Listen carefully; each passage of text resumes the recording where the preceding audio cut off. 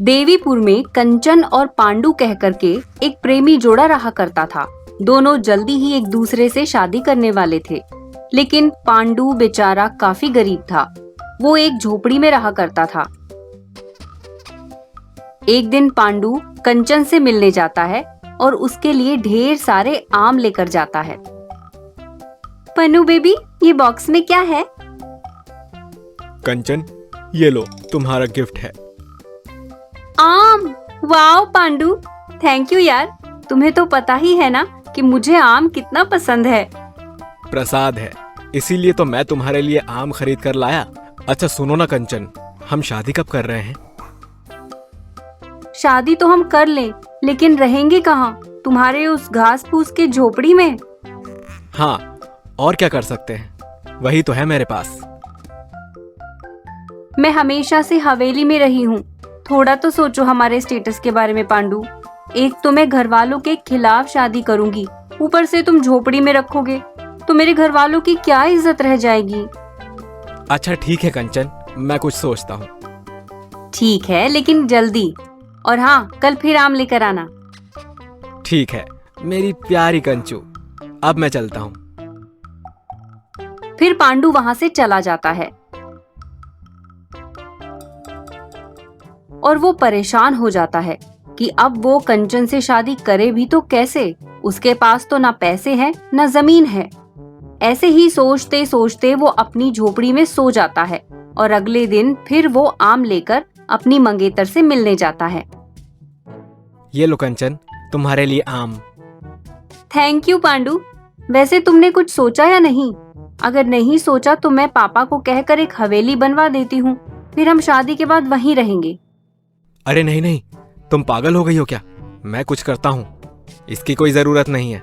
चलो कंचन, अब मैं जा रहा हूँ, जल्दी ही मिलते हैं। फिर पांडु वहां से चला जाता है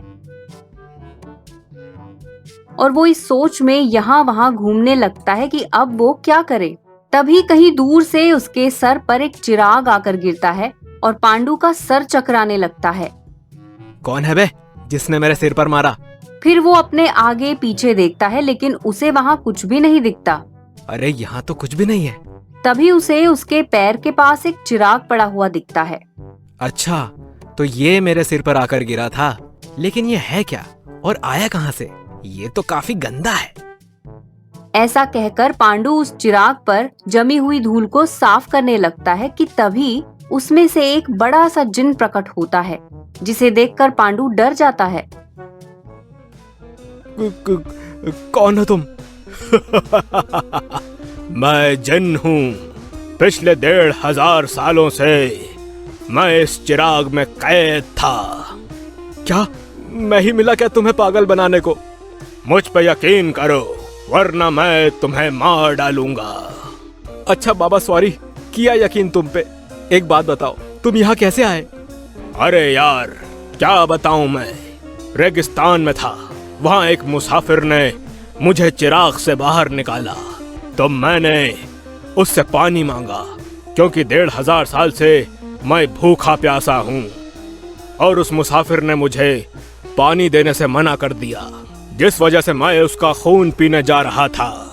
तभी उसने चिराग को घिसकर मुझे उसमें कैद कर दिया और दूर फेंक दिया, और मैं यहाँ पहुँच गया।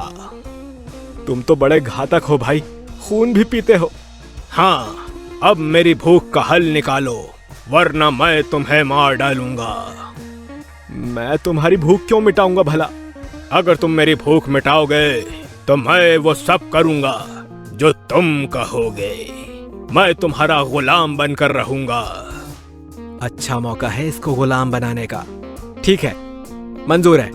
सुन लो भाई, इतना आसान नहीं है मुझे गुलाम बनाना, बता दे रहा हूँ। ठीक है, मैं वो देख लूंगा। फिर पांडु जिन को किस्म किस्म की चीजें खिलाता है और तरह तरह की चीजें लाकर देता है, लेकिन जिन है कि सब हजम कर जाता है। और खाना, और खाना। अरे कितना खाएगा? मेरे पास तो अब पैसे भी नहीं बचे। अगर मुझे खाना नहीं मिला तो मैं तुम्हें खा जाऊंगा। अच्छा ठीक है, थोड़ा समय दो। फिर पांडु कंचन के पास जाकर उसे सारी बात बताता है। अरे यार, तुमने क्या कर दिया? अब वो सब छोड़ो, कुछ आइडिया बताओ। गर्मी का मौसम है और आजकल सभी को आम रस बहुत पसंद होता है। एक काम करो, तुम उस जिनी को ना आम रस पिलाओ, शायद उसकी भूख मिट जाए। अरे वाह, आइडिया तो अच्छा है कंचन। थैंक यू बेबी, हम जल्दी मिलते हैं। फिर पांडु वहाँ से जल्दी से जिन के पास आम रस से भरी बोतल लेकर आता है। ये क्या लेकर आए हो? और इतने से में क्या होगा? पहले पीकर तो देखो, राहत ना मिले तो फिर कहना। चलो ये भी ट्राई कर लेते हैं।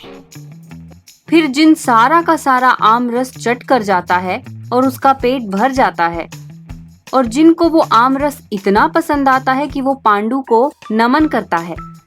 आका, मैं मान गया, तुम महान हो। आज से तुम मेरे आका हो। अब तुम ही मेरे मालिक हो। जो तुम कहोगे वही होगा। अच्छा, तो सबसे पहले मुझे एक घर बना कर दो जो मेरी होने वाली बीवी को बहुत पसंद आए। जो हुक्म मेरे आका। फिर जिन जादू से पांडु की झोपड़ी की जगह एक बड़ा सा जादुई आम का घर तैयार कर देता है, जिसे देखकर पांडु बहुत खुश होता है।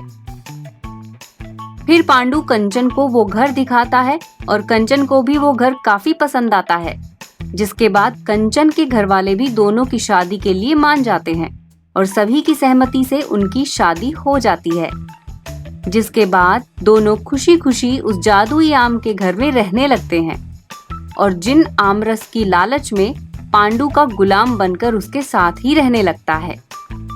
ये कहानी अच्छी लगी हो तो जल्दी से लाइक करें वीडियो को और शेयर करें, और हमारी आने वाली कहानियों को देखने के लिए चैनल को सब्सक्राइब करके बेल आइकन प्रेस करें, जिससे आपसे कोई भी कहानी मिस ना हो।